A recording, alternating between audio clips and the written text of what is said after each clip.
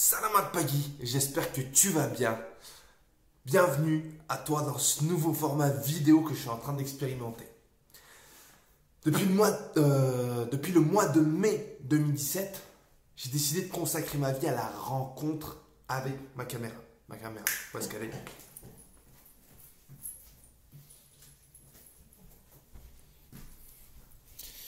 Elle est juste ici. Donc concrètement, depuis 2018, 2019, 2020, 2021, ça fait presque 4 ans maintenant que je pars à la rencontre des gens pour enregistrer leurs témoignages vidéo et les diffuser sur les réseaux sociaux. Le fait est que c'est une expérience que j'avais commencé juste comme ça, pour le fun, parce que ça me plaisait d'aller à la rencontre des gens dans ce contexte. Sauf que ça m'a changé. Ça m'a changé au cours des années. Ça m'a changé sur ma manière de voir les choses. Ça m'a changé sur ma manière de comprendre le monde qui nous entoure, de voir le monde qui nous entoure. Et ça m'a fait beaucoup réfléchir.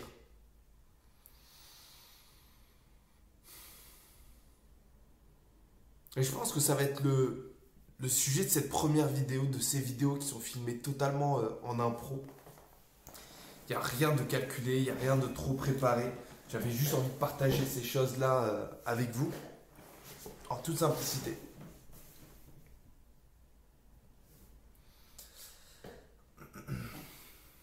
Voyons voir, je vais changer de cadre pour me mettre à l'aise, bien à l'aise. Hop, ça a l'air d'être correct. Donc vraiment, je suis en mode comme si vous étiez dans mon salon et je vous partage cette expérience, ces aventures. L'idée, la première chose que j'avais envie de partager avec vous peut-être, c'est cette idée selon laquelle si vous avez un projet en tête, juste lancez-vous. Lancez-vous. Tout simplement. Arrêtez de trop réfléchir. Arrêtez de trop rationaliser. Arrêtez de trop anticiper. En ce sens, je vais vous donner 2 exemples concrets. Le premier, c'est toute cette expérience vidéo. C'est-à-dire qu'au moment où je l'ai commencé, la seule chose que je voulais, c'était apporter de l'information, apporter de la plus-value. Pour ceux qui se souviennent, pour ceux qui sont là depuis le début, j'ai commencé cette expérience vidéo en Indonésie en 2017. À l'époque, j'étais en train de rechercher un stage dans l'enseignement du français langue étrangère et je galérais à trouver un stage. Tous mes collègues avaient trouvé. On nous avait demandé de trouver, en tout cas de chercher un stage en Europe. Moi, j'avais postulé dans les pays d'Europe de l'Est, j'avais postulé en Suède, j'avais postulé en Turquie et personne ne me répondait. Et pendant ce temps, je voyais que mes collègues, ils étaient pris certains en Suède, certains en Norvège, certains en Angleterre, Stéphanie, je me souviens très bien, a été prise aux États-Unis alors qu'on nous avait demandé de chercher en Europe. Moi, je commençais à avoir une forme de pression. Je me disais, mais attends, tout le monde cherche quelque chose, tout le monde finit par trouver et comment ça se fait que moi, je ne trouve pas? Je me posais vraiment la question, pourquoi est-ce que moi, je ne trouve pas? Et je commençais à désespérer. J'ai commencé à postuler en Algérie, parce que je suis originaire de là-bas. J'ai commencé à postuler en Algérie, même l'Algérie ne me répondait pas. Donc je me posais des questions. Je me disais, mais comment ça se fait que tout le monde trouve et pas moi? Et j'avais l'impression que les meilleures choses arrivaient toujours aux autres. J'avais le sentiment que les bonnes choses, c'était pas pour moi. En tout cas, là, sur ce moment, ça a remis en question plein de trucs. Je me suis demandé si j'étais sur la bonne voie. Je me suis demandé si je cherchais mal. Je me suis demandé si j'avais pas raté quelque chose qui faisait que peut-être j'avais pas d'expérience dans le domaine que je recherchais. Et je me suis posé 3000 questions. En me posant toutes ces questions, je me suis retrouvé à devoir faire preuve de ce qu'on appelle la résilience. Je me suis dit, ok, 2 options.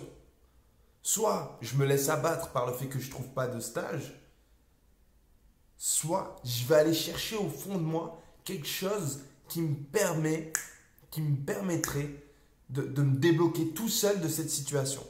Et je me suis rendu compte que, comme beaucoup d'entre nous, je ne sais pas où est-ce que j'ai mis le mien pour le coup. Je suis bête. Je suis en train de filmer avec. Je cherchais mon téléphone. Je me suis rendu compte que je passais beaucoup de temps sur mon téléphone. Et sur mon téléphone, je passais beaucoup de temps sur Facebook. Donc, je me suis dit que pour chercher, pour trouver mon stage, j'allais utiliser Facebook. C'est là où je suis rentré en contact. À l'époque, je me souviens, je postulais en Malaisie. Et je me souviens que dans mon feed, là, dans mon mur d'actualité, je me suis souvenu qu'une amie Facebook, je dis amie entre guillemets parce qu'on s'était rencontré à un événement, on s'était ajouté en amie, on n'avait jamais parlé. Et 4 ans après, je me suis rappelé d'elle, 3-4 ans après, je me suis rappelé d'elle et je décide de lui écrire.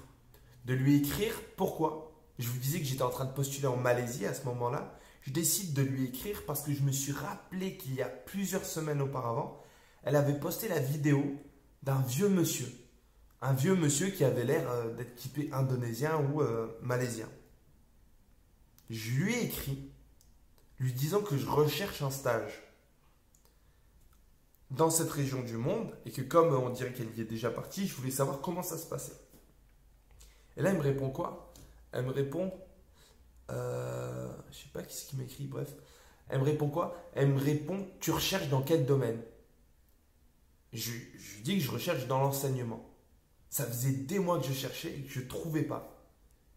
Et elle me dit, écoute Najib, j'étais en stage en Indonésie, dans une école qui recrute des stagiaires tout au long de l'année et qui recherche des professeurs de français. Est-ce que tu voudrais que je parle de ton cas de figure au directeur de l'école? Et là, après avoir cherché pendant toutes ces semaines, après avoir cherché pendant tous ces mois, ça paraissait exceptionnel. J'avais du mal à y croire que juste sur un message Facebook, je pouvais trouver un stage. Donc forcément, je lui ai dit, ouais, vas-y, parle-en au directeur et on va voir ce qu'il dit. Et c'est simple, une semaine après avoir envoyé ce message, j'avais un entretien d'embauche. D'ailleurs, pour être tout à fait honnête, j'ai eu un entretien d'embauche et ils l'ont reporté. Il a été annulé. Et là, je me suis dit, ça ne va jamais se réaliser. Et finalement, j'ai patienté encore une semaine après et j'ai eu mon entretien. J'ai été pris. Et dans la semaine qui a suivi, j'avais mon appart, mon stage. Il ne me restait plus qu'à acheter mon billet d'avion. Toute cette histoire pour vous dire quoi? Toute cette histoire pour vous dire que faut pouvoir patienter, il faut pouvoir s'armer de patience dans un premier temps. Ensuite, il faut travailler. Il ne faut jamais lâcher l'affaire. Il faut s'accrocher jusqu'au bout. Si tu sais qu'il y a un truc que tu peux faire qui est dans ta capacité pour te sortir d'une situation, va le chercher, va l'utiliser. N'aie pas peur ensuite de demander de l'aide. L'homme, l'humain, la femme, on a été créé en groupe, on a été créé en communauté. Et peut-être que toi, en demandant de l'aide, tu vas permettre à une personne soit d'avoir le plaisir de t'aider, soit en demandant de l'aide, peut-être que cette personne va te demander un service en retour. Ou au-delà de tout ça, en demandant de l'aide, tu vas pouvoir peut-être, comme aujourd'hui c'est le cas, aider plein d'autres personnes. D'ailleurs, je vous mets les références de l'école juste en dessous. C'était pas prévu, c'est pas une vidéo sponsorisée ou quoi que ce soit. Je vous mets le lien juste en dessous pour ceux qui veulent faire un stage dans cette école, dès lors que les frontières seront ouvertes, puisque c'est compliqué de se déplacer aujourd'hui. N'hésitez pas à vous renseigner sur l'école, elle s'appelle Euromanagement, ils recrutent des stagiaires, ou en tout cas ils recrutaient tout au long de l'année. C'est une école là où vous pouvez aller enseigner le français, ils ne demandent pas des compétences de ouf, faut juste une convention de stage par contre. Je crois même si vous n'êtes pas en université, vous pouvez y aller. Et ça a été l'expérience qui a changé ma vie. Ma vie, elle a changé sur la base d'un simple message Facebook. puisque ce qui s'est passé, et ça fera l'objet d'une autre vidéo certainement, je me suis retrouvé à partir une fois de plus avec ma caméra et je filmais mon quotidien. Je me suis dit, j'ai trouvé un stage grâce à Facebook, grâce aux réseaux sociaux. Donc ce que je vais faire, c'est que je vais filmer chaque jour mon quotidien, partager cette expérience sur les réseaux sociaux. Et s'il y a des personnes qui veulent partir, s'il y a des personnes qui veulent également vivre cette expérience, je vais entrer en contact avec elles et je vais leur faciliter le fait de partir. Et c'est ce que je me suis retrouvé à faire pendant 2 mois et demi. Je vloguais au quotidien mon expérience de stage. Le matin, je filmais. Le soir, je publiais la vidéo. Et la journée, je parlais avec les gens. Je leur donnais un maximum de conseils pour qu'eux également puissent partir. Donc, je rajouterai également dans tout ça que c'est important, une fois qu'on a pu avoir cette aide, d'aider de nouveau. D'aider de nouveau. C'est un cercle vertueux. C'est un cercle vertueux qui ne s'arrête jamais, puisqu'en l'espace de 4-5 ans, je me suis retrouvé à partir dans des destinations incroyables, juste sur la base de messages Facebook et de cette logique, dans cette logique de cercle vertueux dans la solidarité. Je ne sais même plus exactement ce que je vous ai dit dans cette vidéo. Je ne sais même pas si je vais la publier.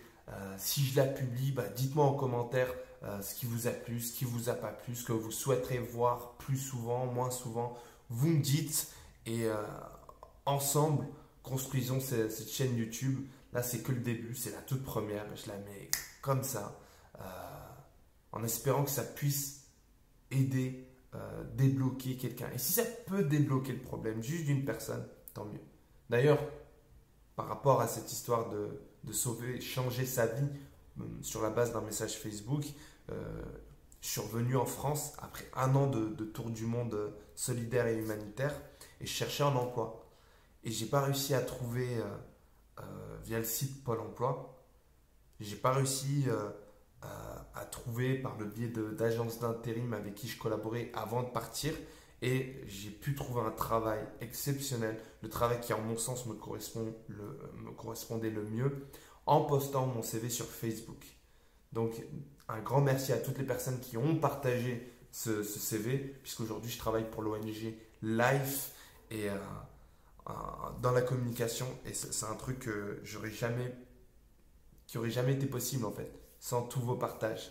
Donc n'hésitez vraiment pas, si vous avez une demande à formuler, à l'écrire par message sur YouTube. Et comme je vous l'ai dit, construisons ensemble cette nouvelle chaîne.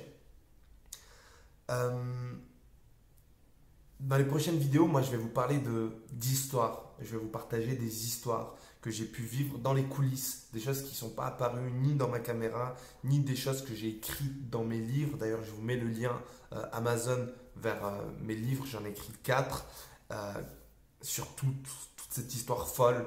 Donc, merci et à très bientôt.